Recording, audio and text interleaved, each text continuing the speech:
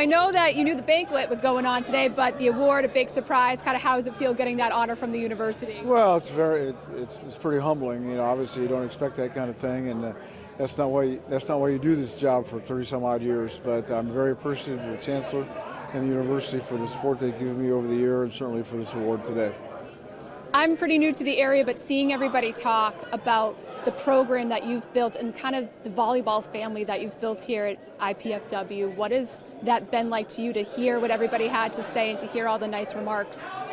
Well, it's been my life. I mean, it's my family. My kids all went to school here. Of course, my son played here. My wife comes to every game and is my biggest critic or cheerleader. I mean, it's just been our life, and it'll certainly be different not to continue to do it. But I'm looking forward to this next chapter of playing a little golf and doing some other things. And you hear everybody talk about how much you've had college volleyball, men's college volleyball grow in Fort Wayne and in the area. From your perspective, what areas have you seen growth over your 35-year career? Well, as of right now, there are a significant number of additional players playing because when I first started, there weren't very many programs and there weren't very many guys playing the game. But the growth of the men's game has been very significant, especially in the last 10 years. You know, and that's one of the reasons when I had no intention of starting this program. I was a basketball coach, and that's what I wanted to do.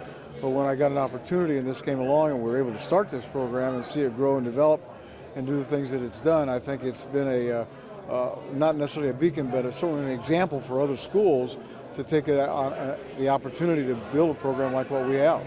We heard a lot of people telling stories today over the last 35 years. What are your fondest memories as a head coach of the IPFW men's volleyball team? Oh my, there's so many of them. That's really hard to put into perspective. But certainly 1991, when we beat Ball State at Ball State to go to the first NCAA tournament, probably sticks out as much as any. And of course, the second one would be 2007 when we played for the national championship and we beat Pepperdine in the semifinals when they were #1.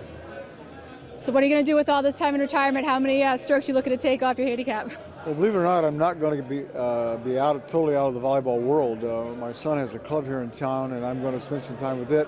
And I want to do some coaches clinics. I'd like to think that with all the experience that I've had, both locally, nationally, internationally, that I have a little bit to offer to some young coaches who want to maybe learn just a little bit from an old man.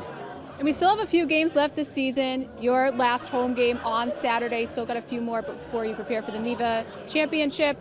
What are you looking for the team to do in these last 4 games as they close out the regular season? Well, I'm looking for us to beat Ball State on Saturday, but you know, we've had a little setback with an injury to one of our key personnel, so we're trying to rearrange our team a little bit.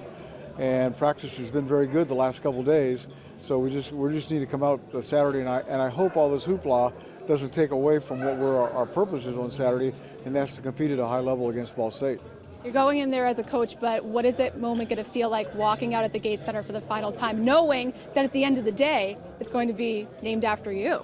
I don't know how to answer that until I get there. Once I get there, then you have to ask me that question afterwards.